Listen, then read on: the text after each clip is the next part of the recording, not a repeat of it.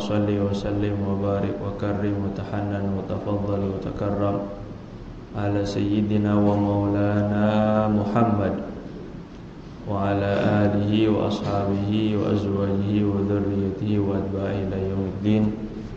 Subhanaka la ilma lana illa ma 'allamtana innaka antal alimul hakim.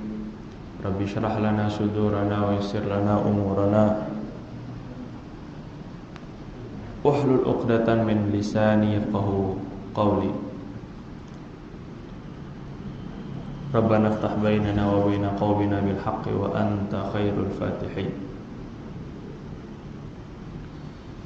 Tuan-tuan, puan-puan, jamaah Surau Syakirin, wabil khusus kepada Ejeki dan Tuan Imam, para tokoh, juga orang tua kita.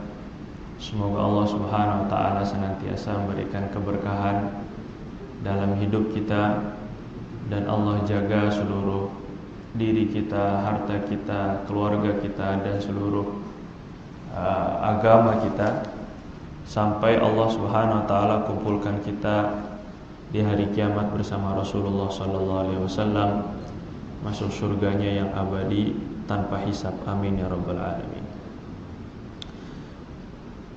Allah Subhanahu wa ta'ala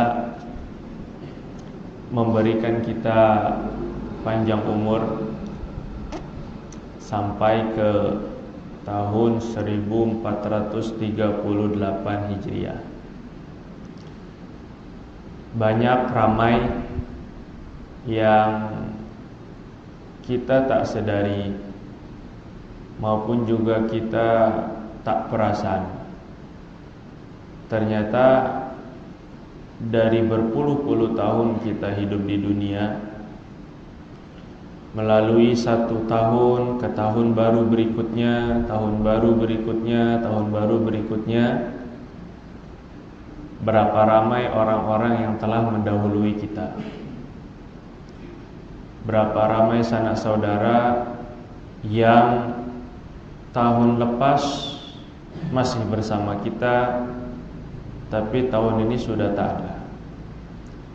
Berapa ramai yang Ramadan lepas masih boleh berpuasa, sholat tarawih bersama kita, ternyata untuk Ramadan semalam atau terakhir kita sudah tidak bersama mereka. Kita pun juga sebenarnya mengalami hal yang demikian, semua dalam keadaan yang tidak pasti. Rasulullah sallallahu alaihi wasallam, setiap di antara sabda beliau dan pesan beliau untuk memperbaiki salat kita adalah dengan sabda sallu salatal muwaddi'. Hendaklah kalian salat seperti salatnya orang yang nak mengucapkan salam perpisahan kepada dunia. Salatlah kalian seperti orang yang mau meninggalkan dunia. Bermakna Nabi SAW mengajarkan kepada kita untuk senantiasa menghadirkan, membayangkan, mungkin ini adalah salat yang terakhir untuk saya, mungkin ini adalah salat yang boleh kita lakukan di dunia terakhir kali. Kita memiliki nasib yang sama seperti para pendahulu kita. Setiap kali kita melalui sebuah kuburan ataupun pemakaman, kita disunahkan oleh Nabi SAW untuk berdoa, Assalamualaikum ahlad diyar minal muslimin, antum sabiqun, wa inna insyaallahu bikum lahiqun.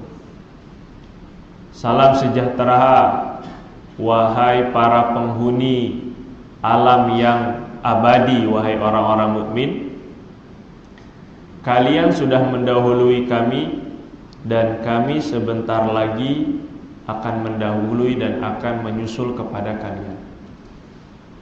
Salam sejahtera kepada kalian, kalian sesungguhnya sudah mendahului kami, dan kami akan menyusul kalian. berbicara kepada orang meninggal dunia bukan bermakna mereka tak mendengar. Kita dituntut untuk berbicara hal tersebut dengan dua tujuan. Rasulullah SAW ketika baginda melewati kuburan dengan Sayyidatuna Aisyah, beliau ajarkan doa ini, mendoakan dan mengingatkan kepada diri sendiri. Ada dua tujuan. Tujuan yang pertama, Nabi SAW doakan orang-orang yang sudah mendahului beliau, Assalamualaikum. Tujuan yang kedua adalah mengingatkan kepada kita semua bahwa nasib kita pun juga tidak jauh berbeda dengan mereka. Nasib kita pun juga masih dalam keadaan bimbang dan ragu terhadap apa yang akan kita hadapi kehadapannya, di masa hadapan. Kita tidak tahu, mungkin saja Ramadan yang semalam itu terakhir adalah Ramadan yang terakhir untuk kita.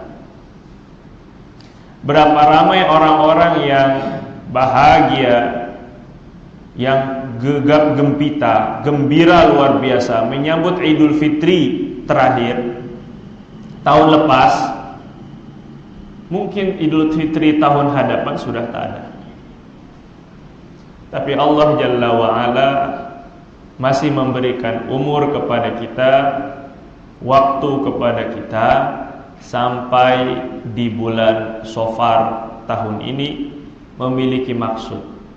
Rasul sallallahu alaihi wasallam katakan, kata Nabi, tuba liman qala umruhu wa hasuna amaluhu.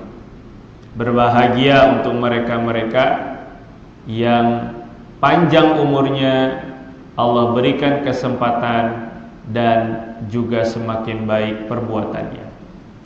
Allah bagikan kesempatan untuk taubat bagi kita yang masih merasa kurang, pastinya senantiasa banyak dosa, dan juga Allah bagi kesempatan untuk senantiasa memperbaiki diri, menambah amal.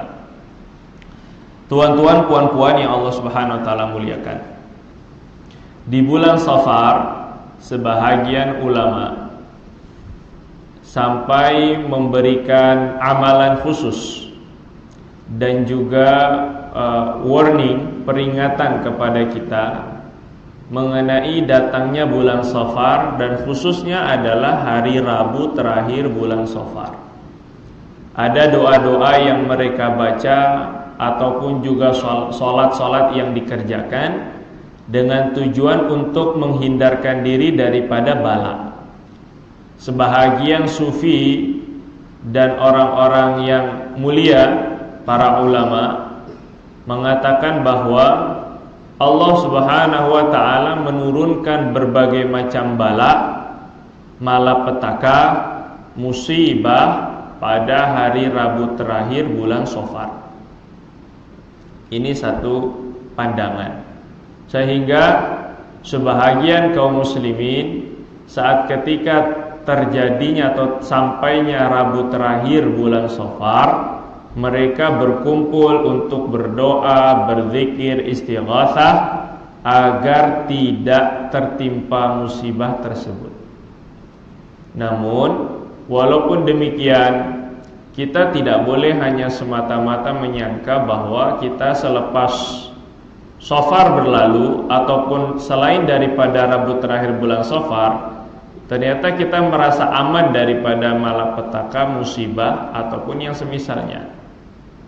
Sebab yang pertama, Nabi SAW dalam riwayat Bukhari meriwayatkan, Rasulullah SAW sabdakan, la tiyarata la adwa wala tiyarata wala hamata wala safar wa firra minal juzami kafirarika minal asad, atau kama qala Nabi SAW. Kata Nabi SAW, tidak boleh dan tidak ada penyakit yang menular, tidak ada tiarah, berburuk sangka kepada burung yang melewati rumah ataupun juga yang mengarah ke arah tertentu. Tidak boleh juga ada hama, perasaan buruk saat ketika ada, atau sangkaan buruk ketika ada ulat di dalam tubuh. Kemudian yang keempat, tidak boleh juga berprasangka buruk terhadap shofar. Dan Rasulullah pesankan, hendaklah kamu berlari daripada penyakit kusta seperti engkau berlari daripada singa. Hadis ini dijelaskan oleh beberapa penafsiran oleh ulama. Dijelaskan dengan beberapa penafsiran oleh ulama. Yang pertama, la adwa, maksud daripada tidak ada penyakit menular. Apakah betul tidak ada penyakit menular? Tapi Nabi SAW pernah ditanya, ya Rasulullah, saya punya unta. Untanya ketika salah satu berpenyakit, maka yang kedua ini terkena penyakit yang sama. Itu kan menular ya Rasulullah. Kenapa Rasulullah katakan tidak ada penyakit menular? Padahal unta saya pun juga terkena penyakit yang menular dengan kawannya. Maka Nabi SAW tanya, faman a'dal ula, lantas siapa yang memberikan penyakit menular pada unta yang terkena penyakit pertama? Seandainya ada penyakit menular, tentu yang pertama ditularkan oleh siapa? Ini kata Nabi SAW. Sehingga kata ulama, hadis ini tidak bermakna, maksud daripada hadis ini tidak bermakna menafikan bahwa memang ada penyakit-penyakit yang menular. Sebab Rasulullah sendiri yang katakan, dan larilah kamu daripada penyakit kusta. Kusta menular. Larilah kamu daripada penyakit kusta sebagaimana kamu lari daripada singa. Seandainya tidak ada penyakit menular, untuk apa Nabi SAW perintahkan untuk lari? Berarti tetap ada.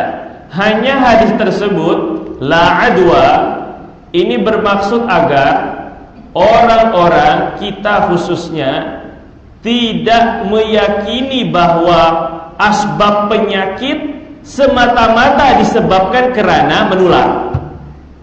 Tapi hakikat daripada penyakit adalah daripada Allah Subhanahu wa ta'ala. Sehingga iman kita tetap terjaga dengan baik. Iman yang kita miliki tetap bersandar kepada Allah. Untuk karena ini penyakit berasal daripada Allah, maka obatnya juga hanya dari Allah. Walaupun kita tetap minum obat, tetapi tidak meyakini bahwa obat adalah sumber daripada kesembuhan. Allah Subhanahu wa ta'ala saja yang boleh menyembuhkan daripada penyakit. Allah Subhanahu wa ta'ala berfirman, wa idza maridtu fahuwa yashfin. Kata Nabi Ibrahim, apabila saya sakit, maka Allah Subhanahu wa ta'ala yang menyembuhkan. Jadi bermakna la adwa ini untuk memperbaiki iman kita.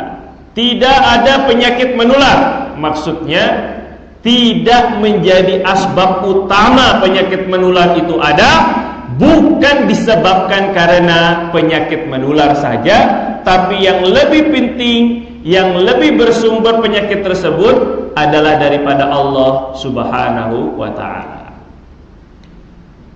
Rasulullah SAW pun juga melakukan dua hal yang berbeza. Satu, yang pertama, saat ketika ada orang kusta nak berbaiat kepada Nabi. Baiat itu adalah berjanji untuk setia sampai mati dan taat kepada Rasul. Ini namanya baiat. Biasanya baiat akan ditandai dengan bersalaman. Sekarang ini kita boleh tengok macam mana berbaiat ini biasanya kepada mursyid-mursyid, pimpinan-pimpinan dan guru-guru tarekat. Maka ketika Nabi SAW ini didatangi oleh seorang yang tengah penyakit kusta nak berbaiat, maka Rasul SAW mengatakan, irji', kembalilah kamu, qad bay'anak, kami sudah membaiat kamu. Jadi tak payah salaman. Rasulullah tak nak salaman dengan seorang yang punya penyakit kusta. Ini kusta juga kusta, betul? Kusta juga. Rasulullah tak nak salaman dengan orang yang punya penyakit kusta. Ini satu kejadian. Kejadian yang kedua, saat ketika beliau sallallahu alaihi wasallam tengah makan di sebuah talam, maka datanglah seorang yang juga berpenyakit kusta. Peliknya, Nabi SAW tengok ini orang, ini mungkin tetamu, mungkin juga orang baru datang. Nabi SAW perintahkan dia orang untuk duduk. Kata Nabi SAW, "Kul makan wa tawfiqatan billahi wa tawakkulan alaih." Silakan engkau makan dengan percaya kepada Allah Subhanahu wa taala dan bersandar hanya kepada Allah. Beliau makan satu nampan, satu talam, maaf. Beliau makan satu nampan dengan julab, dengan majlub, orang yang terkena penyakit kusta. Satu kejadian beliau tak nak bersalaman dengan orang penyakit kusta. Satu kejadian lainnya beliau mau untuk makan bersama dengan orang yang punya penyakit kusta. Ini dilakukan juga oleh sahabat baginda Sayyidina Abdullah bin Umar radhiyallahu taala anhuma. Beliau ini senantiasa mengusahakan agar makanan beliau senantiasa dimakan oleh orang ramai. Jadi beliau tak nak makan sendiri, seorangan. Senantiasa kalau beliau mau makan, talam beliau itu beliau kena panggil seorang. Walaupun orang-orang yang lemah, orang fakir, orang miskin, beliau tidak segan-segan. Abdullah bin Umar bin Khattab radhiyallahu taala anhuma, beliau makan sekali dengan orang-orang yang punya penyakit kusta. Bagaimana? Di lain sisi, jadi ada dua kejadian seperti ini sepertinya kontradiktif, bertentangan. Maka ulama pun menggabungkan. Kata ulama, orang yang imannya belum kuat, yang imannya masih bersandar kepada kebendaan atau asbab, kita masih tengok kepada asbab, khawatir penyakit akan menular, maka boleh saja untuk kita menghindar daripada orang yang memiliki penyakit menular. Kalau kita mau ambil hukum asbab, maka kita juga boleh untuk menghindari orang yang punya penyakit menular. Tetapi bagi mereka yang memiliki iman kuat, memiliki iman yang sudah mantap, meyakini bahwa tidak ada yang memberikan mudarat, tidak ada yang memberikan bahaya selain Allah Subhanahu wa ta'ala, maka mereka boleh untuk juga bersama orang-orang yang berpenyakit menular. Suatu ketika Sayyidina Umar bin Khattab radhiyallahu ta'ala anhu sedang melakukan perjalanan dengan beberapa sahabat. Ketika itu mereka mau masuk ke suatu kampung. Mereka mau masuk ke dalam satu karya. Di karya tersebut itu ada penyakit kusta sedang mewabah. Penyakit ta'un, sebuah penyakit yang serupa dengan kusta, lebih kurang. Penyakit ini menular. Satu karya ini. Maka Sayyidina Umar radhiyallahu anhu ketika mau masuk, beliau katakan, "Tunggu, kita kembali saja. Kita pergi, jangan masuki karya tersebut. Karena di satu kampung tersebut sedang mewabah, sedang merebak penyakit ta'un." Maka salah seorang sahabat, kalau tak silap Sayyidina Ammar radhiyallahu taala anhu bin Yasir, beliau berkata dan komplain kepada Sayyidina Umar, "Ya Umar, apakah kita ini akan lari daripada takdir Allah?" Maksud beliau, kalau kita masuk ke dalam karya, memang sudah waktunya untuk kita masuk ke dalam karya ini, mungkin untuk dakwah. Kalaulah Allah Subhanahu wa taala takdirkan akan terkena penyakit taun, itu sudah takdir Allah. Tapi kalau tidak terkena penyakit taun, itu pun juga sudah takdir Allah. Untuk apa kita lari daripada takdir Allah? Anafirru min qadarillah, apakah kita akan lari daripada takdir Allah? Sayyidina Umar memerintahkan untuk kembali ataupun pergi daripada karya tersebut. Maka Sayyidina Umar radhiyallahu ta'ala menjawab, nafirru min qadarillah ila qadarillah. Kita ini berlari daripada takdir Allah untuk terkena penyakit taun kepada takdir Allah yang lain. Kita kemanapun yang kita lakukan, usaha untuk menghindari penyakit, usaha untuk menghindari kemiskinan, usaha untuk menghindari hal-hal buruk, itu juga takdir Allah. Jadi ketika kita bukan bermakna kita pasrah dan ridho, bermakna kita tak buat apa-apa, kita tidak mengobati penyakit kita, bukan. Tapi semua yang kita lakukan itu tidak akan terlepas daripada takdir Allah Jalla wa'ala. Suatu ketika Sayyidina Abdullah bin Umar, anaknya Abdullah bin Umar radhiyallahu ta'ala anhuma, selepas beliau sudah dewasa jadi ulama, maka ada orang yang tanya kepada beliau, ya Abdullah, ini saya nak melapor, nak mereport, ada sebuah kampung, di kampung tersebut orang-orangnya ahli maksiat. Di antara mereka kaum tersebut ahli maksiat, baik itu dengan perjudiannya, perzinahannya, ataupun juga minuman keras dan sebagainya. Maka ketika kami tegur, ketika kami dakwahi, mereka menjawab, kata mereka, kami ini dah sesuai takdir Allah lah. Ini yang membuat kami boleh untuk bermaksiat kan Allah. Innalillahi wa inna ilaihi raji'un. Kalau kami tadi bagi kekuatan, kami tak akan boleh untuk berjudi. Kalau kami tadi bagi duit oleh Allah Subhanahu wa taala, kami tak akan boleh minum minuman keras. Jadi maksiat yang dilakukan ini pun atas takdir Allah. Innalillahi wa inna ilaihi raji'un.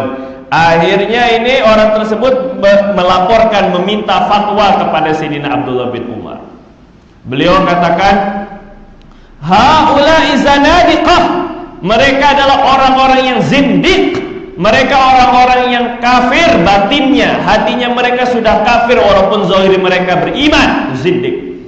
Kata baginda, kata Sayyidina Abdullah bin Umar, permisalan kita dengan takdir Allah Subhanahu wa taala itu seperti halnya langit dengan bumi.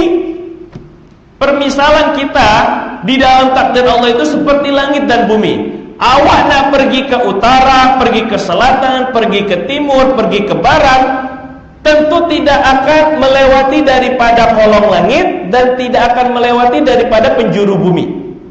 Maknanya takdir yang kita usahakan, kita mau bekerja, kita tak bekerja, kaya, miskin, kita usaha sakit, kita usaha sehat, maupun juga berupaya sembuh daripada penyakit, sembuh dengan tidak sembuh, itu semuanya takdir Allah Jalla wa'ala. Apapun yang kita lakukan, Allah Subhanahu wa ta'ala sudah memberikan leluasa untuk kita ikhtiar dan berusaha menghindari daripada hal-hal buruk. Kita sudah diminta dan juga sudah diberikan leluasa Allah Subhanahu wa taala untuk menentukan pilihan hidup. Tetapi hidup kita, pilihan hidup kita apapun hasilnya, tetap tidak akan melewati daripada takdir Allah Jalla wa ala. Inilah yang namanya takdir. Maka begitu pula dengan orang-orang bermaksiat, tak boleh mereka menyandarkan kemaksiatan kepada Allah Subhanahu wa taala. Sebab mereka boleh berusaha untuk menjadi baik. Mereka punya pilihan hidup. Dan itu juga tidak akan lepas daripada takdir Allah Subhanahu wa ta'ala. Ini sekilas tentang makna la adwa. Yang kedua adalah la hamata, tidak ada hama. Hama ini ada beberapa pendapat ulama. Kata Nabi SAW tidak ada yang namanya hama. Hama menurut penafsiran ulama kebanyakan adalah sejenis burung yang mirip mungkin di sini seperti gagak. Gagak, sini gagak juga. Gagak juga sini, gagak namanya, gagak. Seperti halnya mungkin gagak. Jadi orang-orang jahiliyah zaman dahulu menyangka kalau ada gagak atau ada hama burung tersebut di atas rumahnya, maka wah, saya ini sebentar lagi akan terkena musibah. Saya ini sebentar lagi akan mati. Wah, ini keluarga saya ini sedang macam-macam akan tertimpa musibah. Jadi mereka menyangka hama ini adalah dahulu zaman jahiliyah, mereka menyangka burung hama ini adalah reinkarnasi daripada tulang-tulang mayit yang sudah meninggal dunia. Jadi kalau jenazah sudah meninggal dunia, tulangnya itu menjadi hama, Kalau sekarang kita ada dahulu kunang-kunang, atau kunang-kunang tidak? Kunang-kunang juga katanya daripada kuku orang yang sudah mati. Mana ada? Memang Allah ciptakan kunang-kunang bukan daripada kuku yang orang yang sudah mati, tidak ada ceritanya. Nah, zaman jahiliyah memiliki prasangka semacam itu.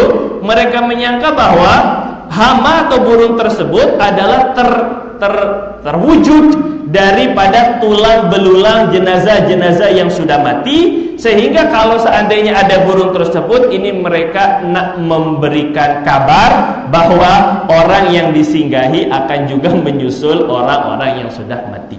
Maka Nabi SAW larang dan juga Rasulullah hapus pandangan yang semacam ini.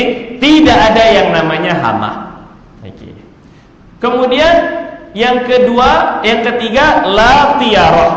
Tiarah ini adalah tatoyur, mengadu nasib ataupun juga mengundi nasib. Sekarang kita meramal nasib dengan burung.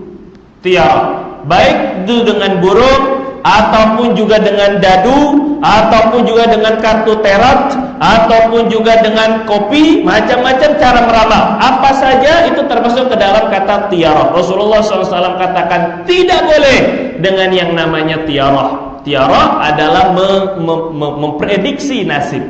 Jadi ini kira-kira hari ini kita ada di sini sering ataupun juga kita sering temukan zodiak. Zodiak, sini sebut apa? Zodiak juga. Zodiak. Oh, kalau Cancer pada bulan ini percintaan kamu kurang beruntung, rezekinya ya, keuangan pun juga ya, semuanya juga sial, dan sebentar lagi kamu akan celaka. Innalillah, akhirnya tak berani keluar rumah.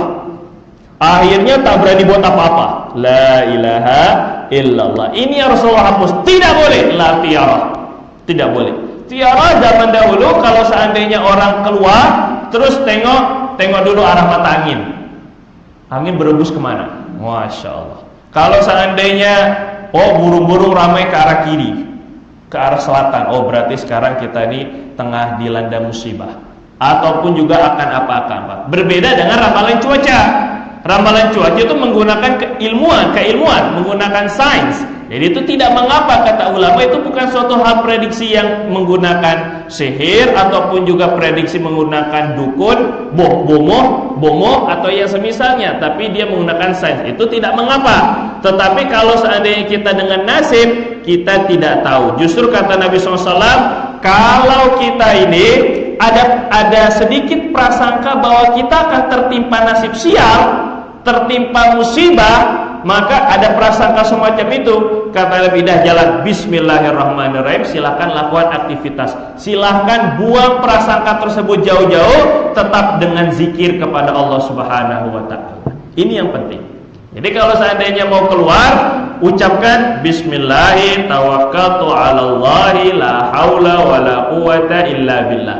Kalau seandainya kita keluar rumah, sunnahnya menggunakan kaki kiri, bukan kaki kanan. Masuk rumah dengan kaki kanan, keluar rumah dengan kaki kiri, dan juga mengucapkan bismillah dengan nama Allah, tawakkaltu 'alallah, saya bersandar hanya kepada Allah, la haula wala quwata illa billah, tidak ada kekuatan dan usaha kecuali dengan pertolongan Allah. Maka kata Nabi, kalau seorang hamba mengucapkan tersebut ketika keluarnya, ada syaitan yang berkata di luar rumah,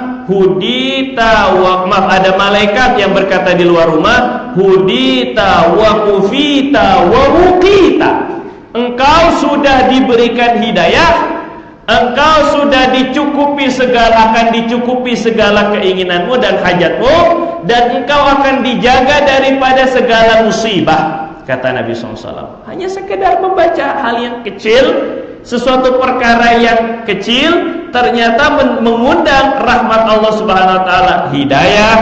Yang kedua, mendapatkan kecukupan dengan hajat-hajat kita. Yang ketiga, Allah Subhanahu wa ta'ala berikan penjagaan daripada segala mara bahaya. Ini adalah la tiarah, kata Nabi. Yang keempat, wala sofar. Nabi SAW katakan la sofar, tidak ada sofar. Beberapa penafsiran ulama tentang hadis ini. Pertama, ada ulama menafsirkan sofar di sana adalah ular. Yang tadi disebutkan ular. Jadi kata jahiliyah, inilah nyampe juga jahiliyah. Jadi jahiliyah menyangka bahwa ketika kita lapar, maka nanti akan ada ulat yang ada di dalam perut, kemudian dia akan memakan satu persatu daripada organ tubuh kita. Macam-macam. Ini anggapan jahiliyah. Rasulullah hilangkan la sofar.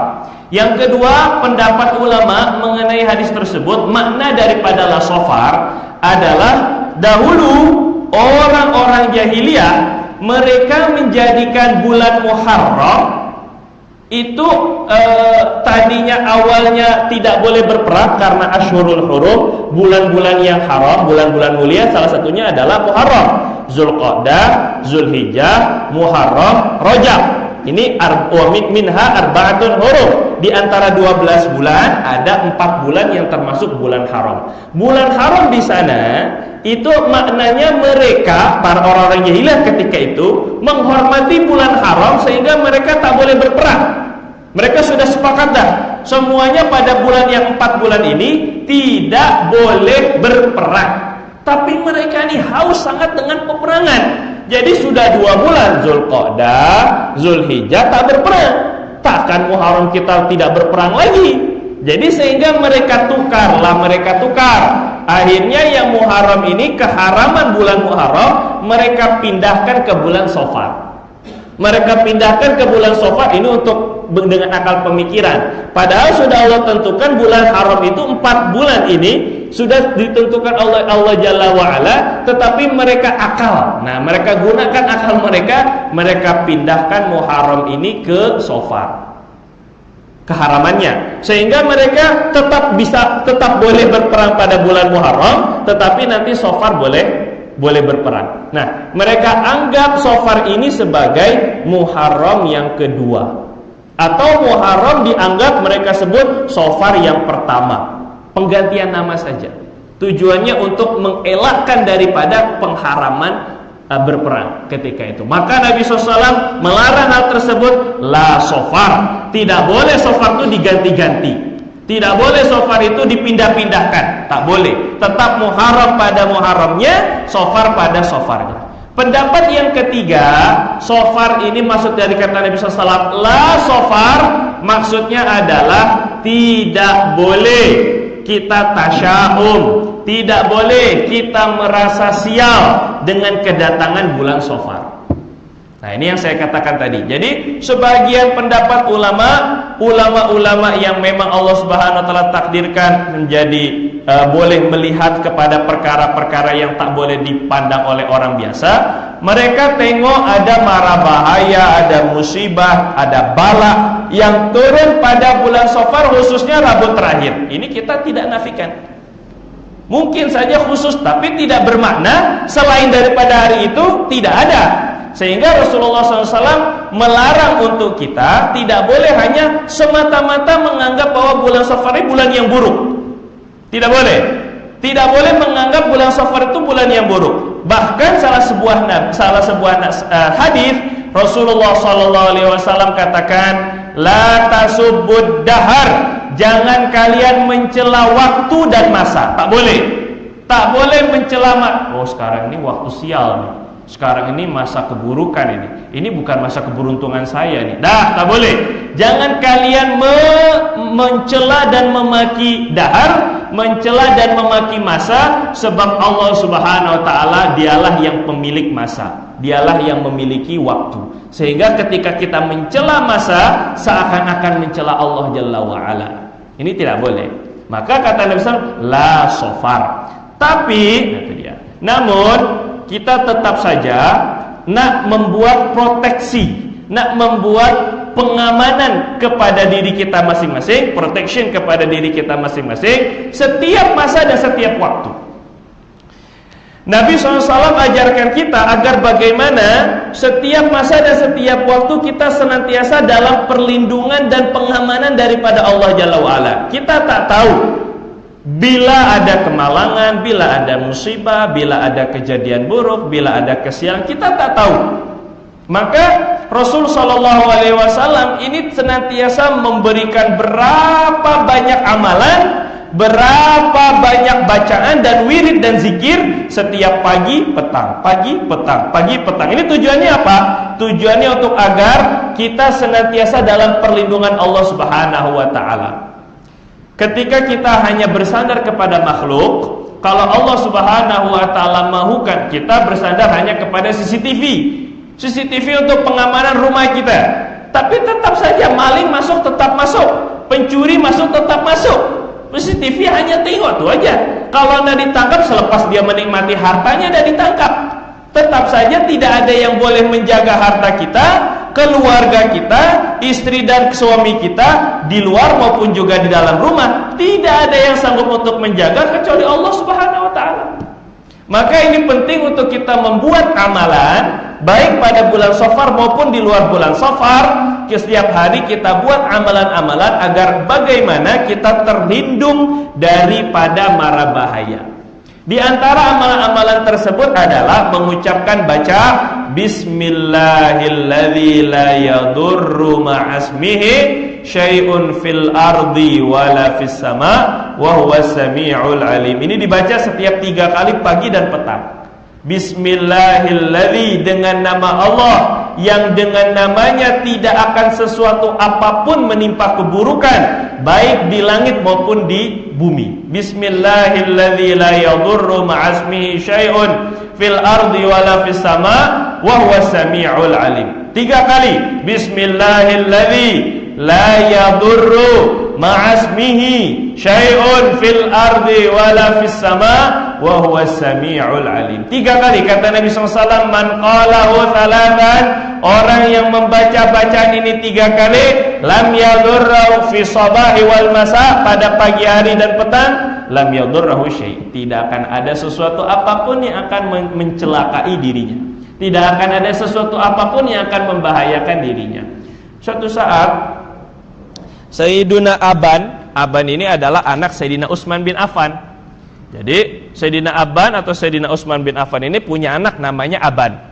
Aban ini meriwayatkan sebuah hadis yang tadi. Siapa yang membaca Bismillahilladzi la yadurru ma'asmihi syai'un fil ardi wala fis sama 3 kali, maka tidak akan tertimpa pagi dan petang, tidak akan tertimpa suatu musibah. Nah, Aban ini menceritakan ada ada salah seorang sahabat lainnya. Suatu ketika dia dibagi minuman oleh seorang raja kafir. Raja kafir ini memberikan minuman yang sudah dibubuhi dan sudah dimasuki racun salah seorang sahabat ini. Jadi ketika itu sahabat yang berkenaan diberikan minum yang di dalamnya ada racun. Beliau tahu nih, ini kayak saya nak dibunuh oleh salah seorang raja kafir, sudah ditawan. Jadi katanya, kalau kamu minum ini, kamu boleh bebas. Kalau kamu minum ini, kamu boleh bebas. Akhirnya beliau membaca Bismillahilladzi la yadurru ma'asmihi syai'un fil ardi wala fis sama wa huwas sami'ul alim. Alhamdulillah, ternyata tidak ada kesan apapun yang negatif kepada sahabat Nabi yang berkenaan. Ketika itu ditanya kenapa beliau tidak terkena racun yang saya bagi. Jadi kata beliau, saya sudah membaca bacaan yang sudah Nabi saya ucapkan. Kalau seandainya orang tersebut membaca bacaan tersebut, maka tidak akan tertimpa musibah. Nah, Sayyidina Aban yang meriwayatkan hadis ini, Aban bin Utsman bin Affan radhiyallahu taala anhuma.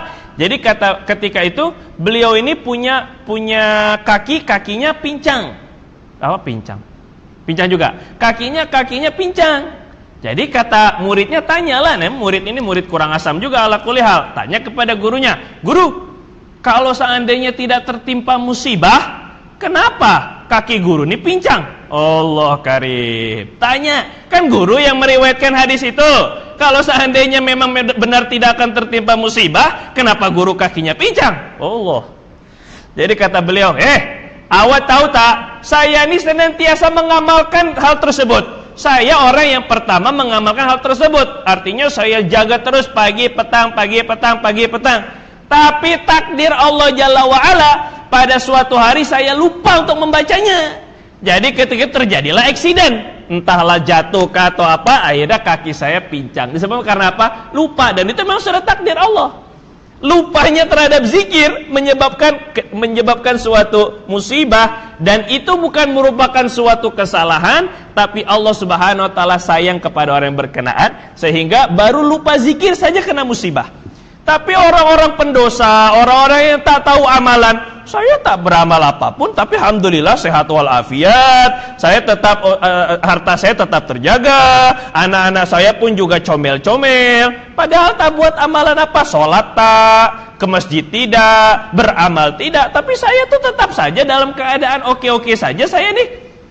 Ini sudah tidak ditegur oleh Allah Subhanahu wa taala, namanya istidraj.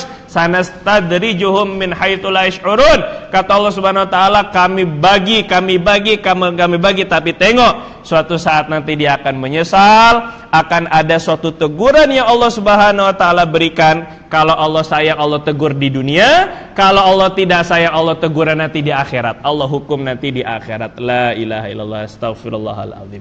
Ini suatu amalan untuk memproteksi diri kita sebelum tidur. Oh, Nabi SAW sebelum tidur memerintahkan dan juga memberikan nasihat kepada Sayyidatuna Fatimah radhiyallahu taala anha, kalau kamu nanti mau tidur, baca qul huwallahu ahad, qul a'udzu birabbil falaq, qul a'udzu birabbin nas, kemudian ditiupkan dan diusapkan ke seluruh tubuh.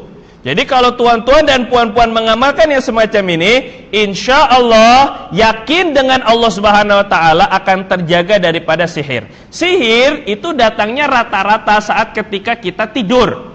Makanya ketika kita tidur, kalau kita tidak ada amalan, kita tidak ada zikir sebelum tidur, kita apalagi kalau juga tidak tambah berwudu sebelum tidur, sangat amat merisaukan. Di sana ketika tidur, Allah Subhanahu wa taala masih jaga.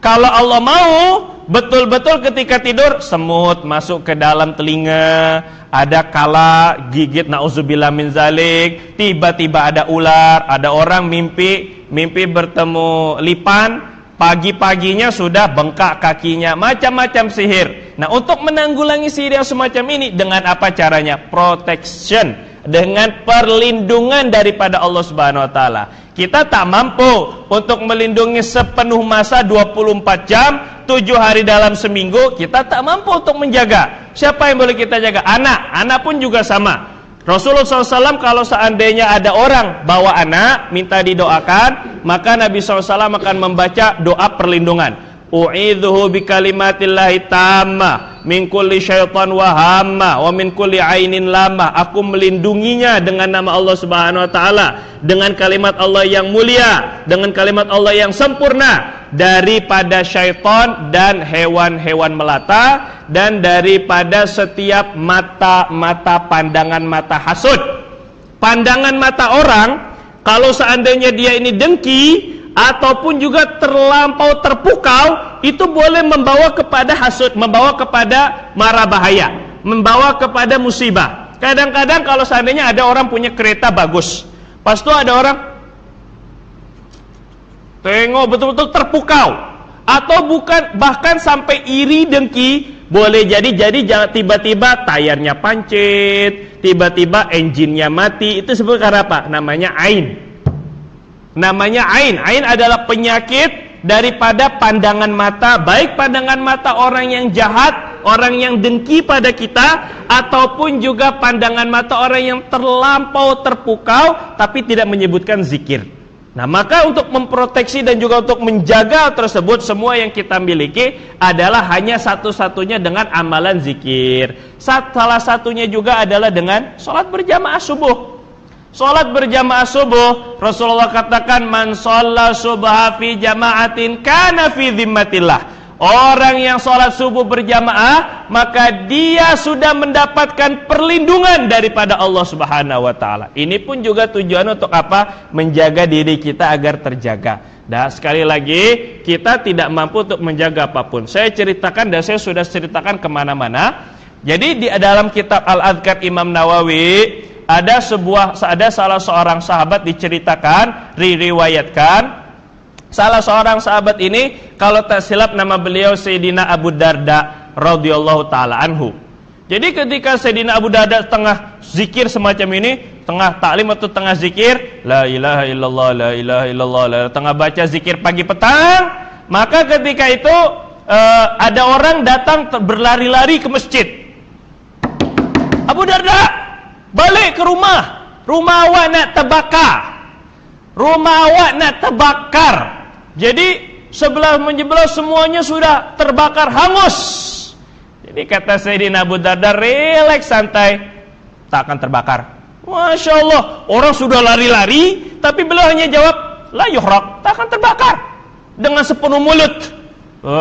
Geramlah orang tersebut. Jadi dia balik lagi, kedua kali bagi tahu, sebentar lagi api nak menyentuh ataupun nak menjilat. Menjilat saya sebut, api menjilat. Api akan menjilat rumah awak, tak akan terbakar. Jadi yang ketiga kali dia balik lagi, yang ketiga, hei Abu Darda, api sudah padam lah. Innalillahi wa inna ilaihi raji'un. Jadi api sebelum menyentuh rumah beliau, tepat sebelum rumah beliau, apinya sudah padam. Jadi kata orang yang berkenaan, saya ni tak tahulah mana yang lebih pelik, mana yang lebih aneh, mana yang lebih pelik. Apakah ucapan kamu boleh memastikan rumah awak ini tidak terbakar, atau justru rumah awak yang memang tidak terbakar? Saya tak tahu. Dua-dua benda pelik. Rumah tidak terbakar padahal tetangga-tetangga terbakar, atau perkataan kamu yang boleh memastikan bahwa rumah kamu tak terbakar. Jadi apa rahasianya? Masya Allah. Apa yang membuat awak ini yakin? Jadi kata beliau, saya sudah mengucapkan sebuah kalimat bacaan yang telah diajarkan Nabi SAW. Kalau orang membacanya maka tidak akan kena pencurian, tidak akan terkena tanah longsor. Tanah longsor, sini tanah longsor. Tanah apa? Tanah luruh, runtuh, ataupun juga gempa bumi, ataupun juga kebakaran. Apa itu? Bacaannya agak sedikit panjang, semestinya ditulis Allahumma anta rabbi la ilaha illa anta alaika tawakkaltu wa anta rabbul arsyil azim. Masya Allah, karena apapun yang terjadi maka Allah, apapun yang Allah hendaki pasti terjadi. Wa ma lam yasha' lam yakun, dan apa yang tidak Allah hendaki tidak akan terjadi. Wa ma lam yasha' lam yakun, wala haula wala quwwata illa billahil aliyil azim. A'lamu annallaha ala kulli syai'in qadir. Aku meyakini Allah Maha Kuasa atas segala sesuatu. Wa annallaha qad ahata bikulli syai'in ilma, dan Allah Subhanahu wa taala Maha mengetahui dengan segala sesuatu. Wa annallaha bikulli syai'in, annallaha qad ahata bikulli syai'in ilma. A'udzubika min syarri nafsi wa a'udzubika min syarri nafsi wa min syarri kulli dabbatin anta akhidun binasiyatiha inna rabbi ala siratin mustaqim. Jadi yang bacaan yang semacam ini, yang walaupun dibacanya sekali pagi dan petang, Allah Subhanahu wa taala janjikan tidak terjadi apapun bagi mereka-mereka yang yakin dengan Allah, mereka-mereka yang bersandar hanya kepada Allah, bukan kepada kebendaan, bukan kepada makhluk, bukan kepada materi, bukan kepada duniawi. Mereka akan senantiasa memperbaiki amal untuk mengundang pertolongan Allah Subhanahu wa taala. Tanda bersandar kepada Allah, tanda tawakal yang betul adalah memperbaiki amal. Sebab orang yang bertawakal adalah orang yang hanya berharap pertolongan dari Allah, bukan daripada makhluk. Dan untuk mendapatkan pertolongan Allah Jalla wa'ala adalah dengan memperbaiki amal. Ini yang penting untuk kita lakukan sehari-hari. Dah kalau seandainya kita tak mampu juga, banyak sangat amalannya, baca bismillah setiap kali nak lakukan apapun. Kata Nabi SAW, ma min ba'irin illa ala dhirwatihi syaitan. Tidak ada pun seekor unta, maksudnya tunggangan, kendaraan, melainkan ada syaitan yang menduduki di atasnya.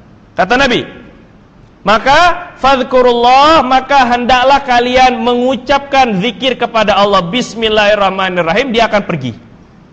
Tidak ada kendaraan, motor kah dia, kancil kah dia, atau Pro 2, Pro 3, Pro 4, tidak ada satupun melainkan syaitan sedang menunggangi kendaraan kita.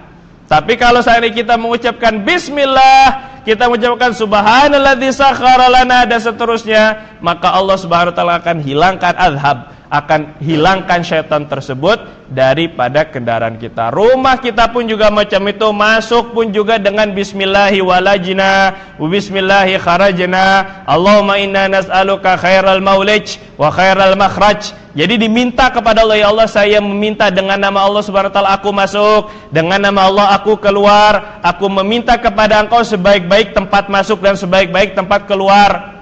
Ini juga mohon kepada Allah, semuanya yang kepada Allah. Kalau kita mau rumah kita mengundang rezeki, jangan lupa membaca ayat kursi setiap masuk rumah.